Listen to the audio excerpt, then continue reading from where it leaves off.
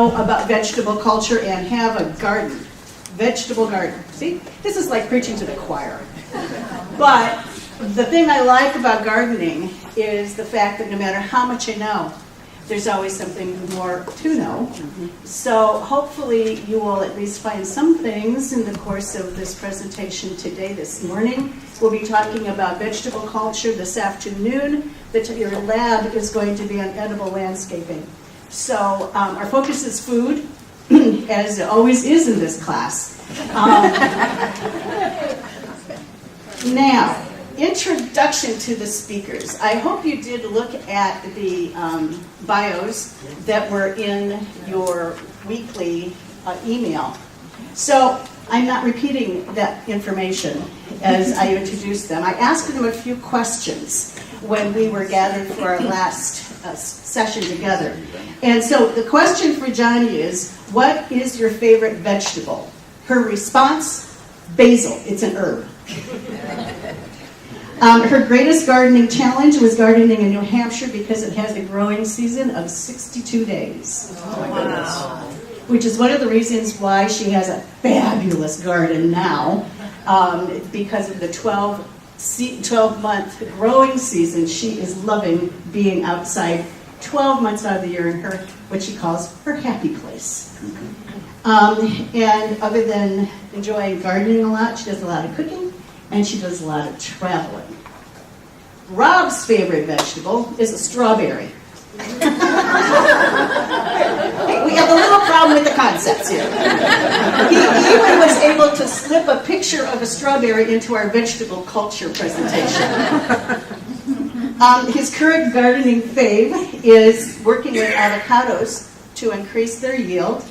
His latest new experience is raising backyard chickens to help his 2 children see and participate in raising food. And speaking of his children, he said they don't seem to enjoy gardening as much as their dad thinks they should. Son Sammy likes to pick dad's favorite vegetable, strawberries, and feed them to the chickens. And son Henry loves to pick the carrots and feed them to himself, raw and unwashed. Okay, now my favorite vegetable is a tomato. My greatest gardening challenge appears to be white powdery mildew on every squash plant I seem to have. My garden plans for this year include starting to do hydroponic gardening and to continue campaigning for backyard chickens. And hobbies other than gardening include cooking and reading about gardening and cooking. Okay, so without any further ado, the first person who is going to be starting in this presentation is Jonnie. Let's welcome her.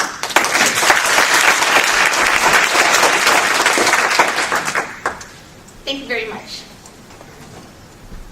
2 years ago, I was sitting where you guys were sitting, and it went through the whole entire process that you went through. I filled out an application online.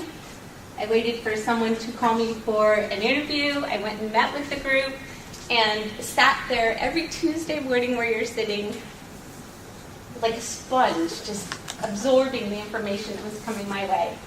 Congratulations to all of you for being here. Good job. This is my credential. These are my tomatoes from my tomato garden. Wow. So this is why I spend as much time in the kitchen as I do in the garden. So you grow this much tomato, and this is like a day's harvest. I have several harvests like this during the season. I like to make sauce and salsa and all kinds of food from my vegetable garden. And I'm new at this clicker, so bear with me. Right. These are our fellow presenters, and this is an example of a raised bed garden. And today what we're going to talk about is what you need to know as a master gardener related to vegetable garden, what you might want to know, and what you might love to know. You will sometimes be asked to staff and ask a master gardener booth or volunteer to. Many questions come up regarding vegetable gardening. Community gardens. Community gardeners frequently come up to us with problems that they're having in their community garden related to all things vegetable. It could be related to pest control, compost, time of year, so community gardens, and then school gardens. Super fun. We have so many underserved schools in our Master Gardener program, so those of you who have any interest in school gardens, the committee would welcome you. And then finally, the hotline. Have you started doing some hotline? So that's fun. This is a seasonal change time right now where we're pulling out our winter vegetable gardens and transitioning over to the summer vegetable gardens. So the hotline will be sure to get a lot of calls on vegetable gardens. These are things you might want to know for yourself personally related to vegetable gardening. Nutrition and health planting. You can plant a garden to accomplish certain health goals. If you want to increase your fiber, reduce inflammation, there are certain vegetables, and Rob will touch more on that too, that will contribute to specific nutritional requirements that you may have. Low food miles is another reason. Those of you who are interested in social consciousness and want to do your part, growing a vegetable garden is probably the most beneficial way to reduce your food miles. If you buy a tomato from a grocery store, likely it has come from somewhere else. Let's say the Central Coast, for example. It had to be harvested, maybe fumigated, packaged, driven to a grocery store, stocked, then you had to get in your car, drive to the grocery store, buy that tomato, and drive home. That's a lot of food miles, even if it came from right here in California. But there are 0 food miles if you walk out to your backyard and pick the tomato off the vine. So for social consciousness, you might be interested to know about vegetable gardening. And then finally, teaching children. In full disclosure, that's my grandniece, Cameron, and my husband, Dennis. But that face is real. That little girl had so much joy going out into our yard and picking food, and it was just a joyful experience for her. And then what you might love to know, you all probably heard Joyce at our general meeting. The website that Joyce and the Master Gardeners have put up for us to use is amazing. If you click on Joyce's link, there's a little tab that says Read More. And on that tab, you're going to see an alphabetical listing of all the vegetables. You'll see when to plant them, how to space them, how to fertilize them. And then at the very end of each vegetable is a PDF file. So you can download that PDF, and if you were going to go do a talk at a garden club or just need to hand out information to somebody that's asking, it's a valuable, valuable resource. I use it myself all the time. And next, I'm going to turn you over to Rob. Thank you. Thank you very much. Nice to see you all. I'm glad to be here. Just a little story about my kids before I get started. Henry's 7 and Sam's 9, and they were playing out in the front yard yesterday, and suddenly they came running into the house really fast and got their little round habitat, which they used to keep a lizard in, and it was empty, and so they ran back outside, and I saw them in the neighbor's yard for a little while, and then a little later in the day, I saw that little habitat in my backyard. And I looked inside, and there must have been 100 sow bugs in it. So I had to explain to them that those are not friends. They're certainly not pets. And that they better not get loose in my backyard. This is a book, Eating on the Wild Side, by Joe Robinson, and sort of the source of the topic that I'm going to talk about here. You're welcome to come up and take a look later. But the point is that vegetables grown at home are more healthful, and there's some factual evidence presented in the book to support that. We'll talk a little bit about some examples. And then also the other big benefit, health-wise, is that homegrown vegetables are healthier and fresher, and so that you can have more full flavor and just a much better experience eating them, which all of those that grow your own vegetable garden and raised your hand earlier, you know that already. But it makes a huge difference on some varieties. So it's up to you whether it matters or not. Sometimes convenience is more important, but certainly if health is important, you have some options here that are good for you. So modern breeding, in the grocery store we buy items that are grown and seeds have been created to support the industrial agriculture business primarily. And what are their goals? Their goals are pest resistance and growing fast and getting it to market and having it look really good so that you'll buy it and it can sit on the shelf for a couple weeks so that you don't have spoilage. Those are not necessarily your goals in the home garden. And so by growing your own, you have the opportunity to select seeds that are better for eating and taste and flavor and nutrition as opposed to the goals that the industrial farmer uses. Another interesting point is that nutrients vary by color. And you can, again, what color are the carrots in the store? They're almost entirely orange. Well, you can grow yellow carrots and red carrots and purple carrots as well as orange carrots if you like. And so, as I mentioned, we've been breeding vegetables for convenience of sugary flavor, lower fiber, and again, the industrial process requirements more than for our health. So some of the variety examples, purple tends to be a very nutritive color. The phytonutrients that bring out purple color also are nutrients for our bodies.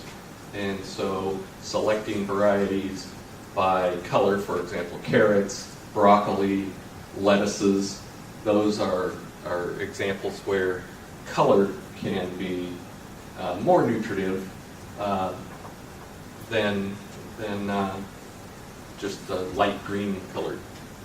The solid lettuces that we can grow, the open leaf lettuces that get more exposure to the sun are generating more healthful nutrients. Tight iceberg lettuce heads that are white inside haven't seen the sun of the day and really don't carry nearly as much nutrition or nutritional value as the leaf lettuces. So dark green and open leaf lettuces tend to be more nutritive. And as I mentioned, the carrot, the purple, and the yellow are very high on the scale of nutritive value. Guess which is the lowest? About 10% of the purple is the orange carrot. And has anybody here had anything other than an orange carrot? Wow, I'm impressed. So you guys know. That's fantastic. They taste better. They're better for you. Does anybody know where the orange carrot came from? All right. Bugs Bunny. Well, I know. So back in the 16th century, in Netherlands, there was the House of Orange came to power. And the House of Orange was revered and celebrated by their local villagers. So the local villagers took a red carrot and a yellow carrot and figured out how to make an orange carrot to represent the House of Orange. And everybody loved the orange carrot, mostly for political reasons. But it became the dominant carrot, and because Holland was a world power, it got spread around the world, and it has become the go-to carrot ever since. It's amazing that it's lasted that long, and you know, it's about 10% of the nutritive value of a purple carrot in some nutrients. So it's really a remarkable difference in nutrition, and just goes to show that our nutrition is not the source of the breeding of plants that we have available today in many, many cases, and especially when it comes to the grocery store. Freshness matters. I think you all know this as well, but it pays to review. shelf life is more important to the grocery store, of course. And so that flavor, no one tastes anything hardly before you buy in the grocery store. We buy on how it looks. And so a nice robust tomato that doesn't look damaged in any way, and it's turned red, of course, but it didn't turn red when it was on the vine. And then the storage. I think the typical time between when a head of broccoli is cut versus when it's available for you to buy in the grocery store is nearly a week. So it's almost a week old by the time you have the opportunity to buy it. Then it might sit there a couple days before you actually do buy it. And then it might sit in your refrigerator for a couple more days before you actually cook it and eat it. And so you might be looking at 2-week-old broccoli if in the normal course of events that a lot of people, that's considered fresh as opposed to frozen. Frozen's probably more healthy because it was frozen immediately upon harvest or very quickly thereafter. And in the case of broccoli. So some examples. Asparagus. The story goes that have the pot on the stove and the water boiling, then go out to the garden and harvest your asparagus. And asparagus is one of those varieties of plant that respirates very rapidly. It continues to do so after you cut it, and that respiration is consuming the nutritive elements in the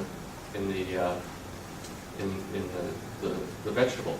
And so the decline in its nutritive value and in its taste happens very quickly once it's cut. Broccoli, the same kind of thing.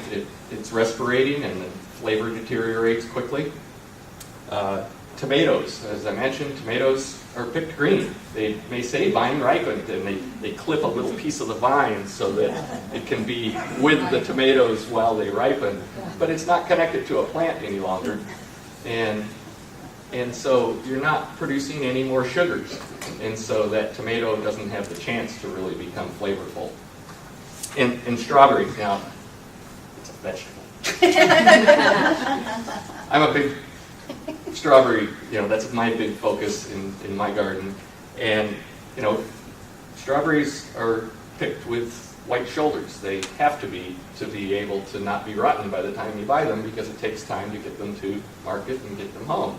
And they turn red, and you buy them in the container, and there's white-shouldered ones, and the white shoulders go away, and you think they're going to be better, but they don't taste any better. They just look better. And once it's disconnected from the plant, it's not going to produce any more sugars and become any sweeter. I can go out to my garden and pick a bowl of strawberries every morning, and I don't ever want to eat a store-bought strawberry because it makes such a huge difference. So, with that, we'll move back to Johnny.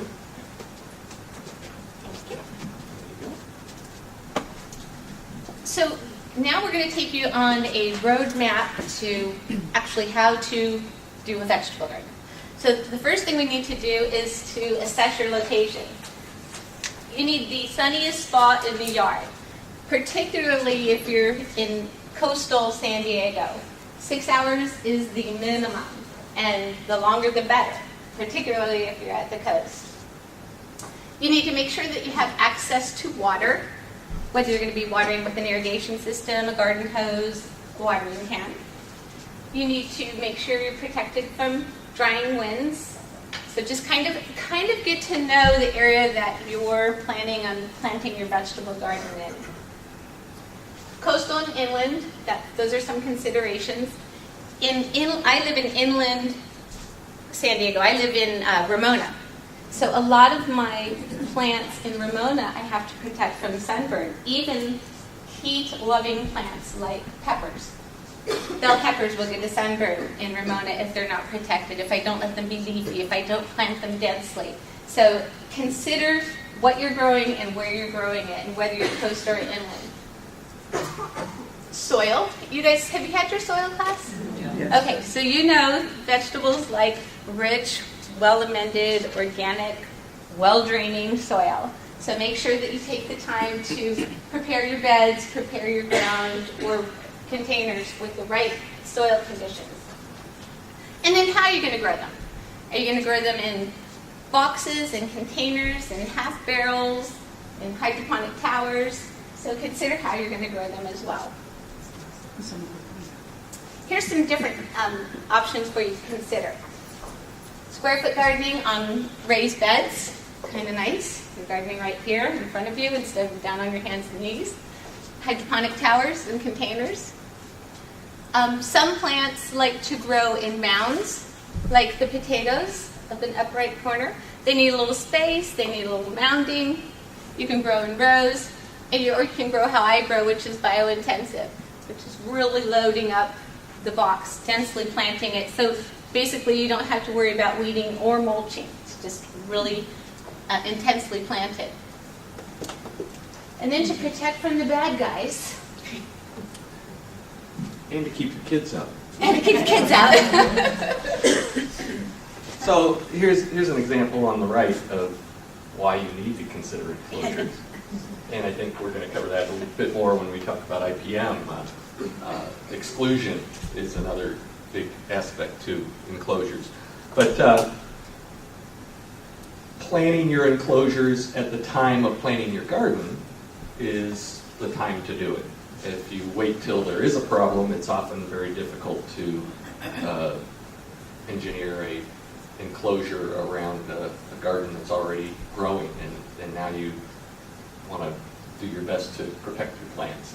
But if you plan right up front, you certainly have a better opportunity to do something that can be easier for you as a gardener, as well as better at keeping the unwanted things out. So on the right, you see a example of an enclosure. It's in a raised bed. The bottom area is hardware cloth, so it keeps it very durable, but it allows a lot of airflow. And at the top is plastic, which prevents any climbers from making it all the way over. So it's a very effective barrier, as well as easy panels to remove, and so you have full access to your garden. So that's a nice example. Of course, if you have rabbits, you probably already have a lot of hardware cloth, and you've done this many times. But so that's a simple enclosure.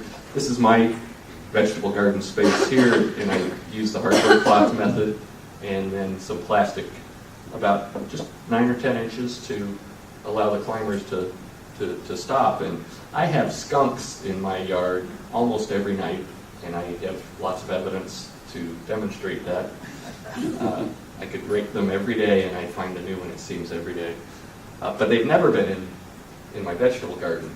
So maybe they have lots of other places to play, but they'd certainly be there if they had the chance, I think. So it's been very effective, and it's only about this tall, so it's easy to work around and all.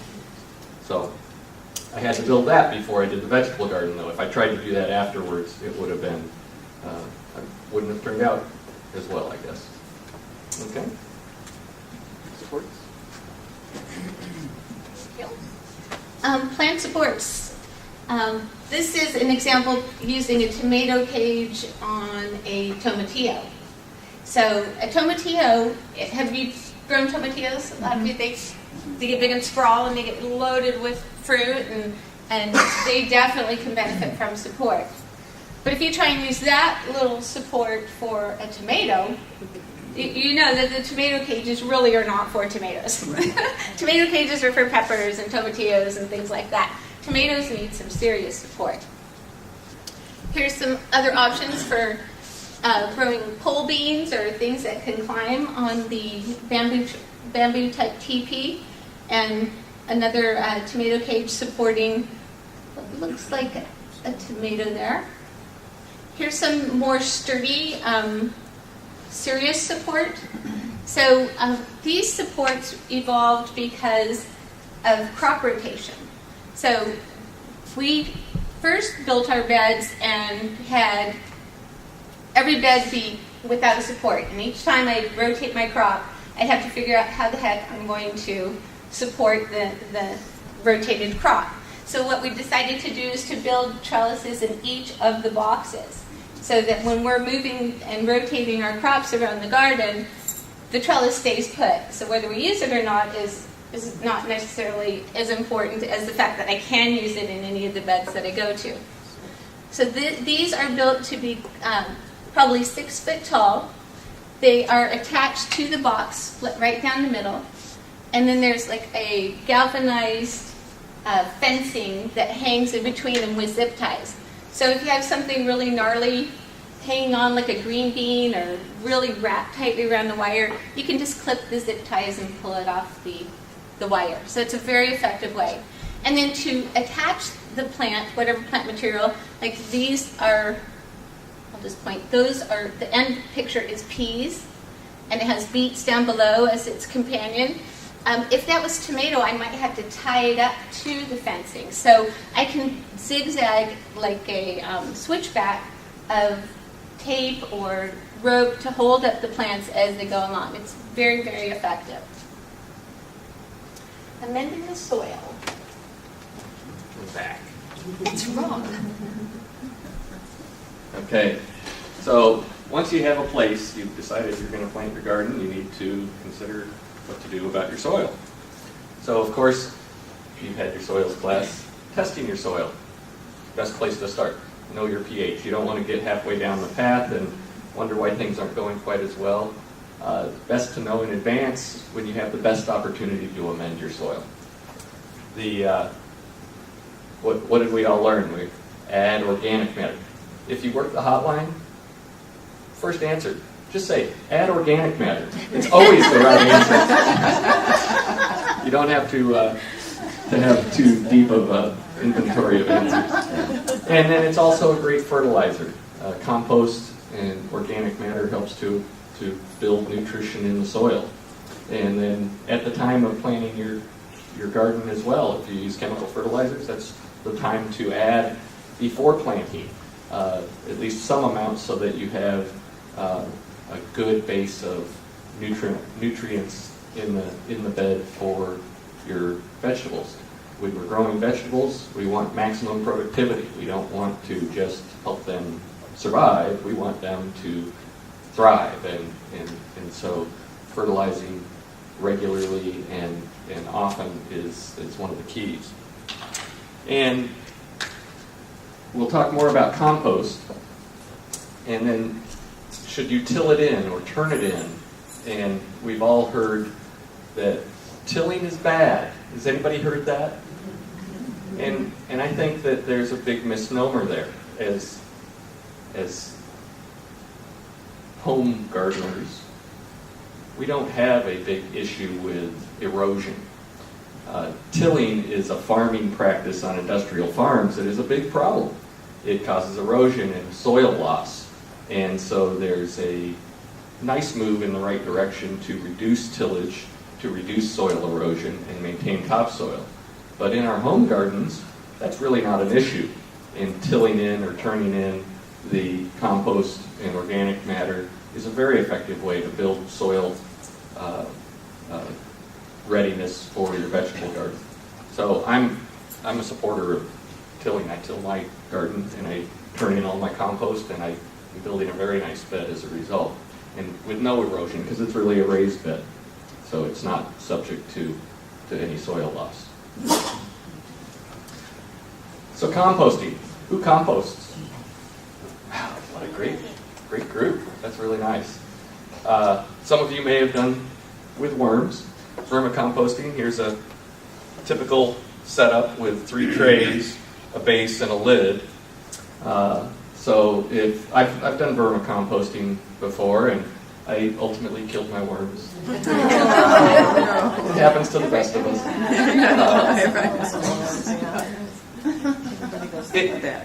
This is a nice setup. You have the first tray. You add your kitchen scraps and some shredded paper and your worms, and you fill that first tray, and then you set a second tray on top, and the worms are going at it, and when they finish that first tray, they migrate up to the second tray that you've been filling, and then you add a third tray, and by the time you fill the third tray, typically, the first tray is completely done, and you can take it, and now you have your worm castings, and use those in your garden, and then bring that to the top for your next tray.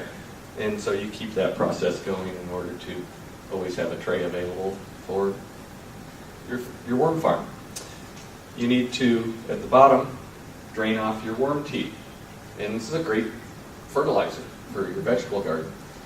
You need to do that. If you allow moisture to build up too much, you might kill your worms. And this has a nice lid on it, which keeps it from drying out. So drying out and too wet, too dry, that's the surest ways to kill your worms. So you really need to be regularly tending a vermicomposting setup so that your worms aren't too wet or too dry. And you can make adjustments with paper to dry it out a little bit, or with some additional water if it's drying out on its own too much. Or if it's in the sun, like this one appears to be in the sun. When I did it in a shady location so that it didn't have, as drying out was an issue for me. And so worms won't survive well in a sunny environment where it gets dry. But the compost, the worm castings are fabulous. And any of you that have done it really have enjoyed some of the best compost you can make.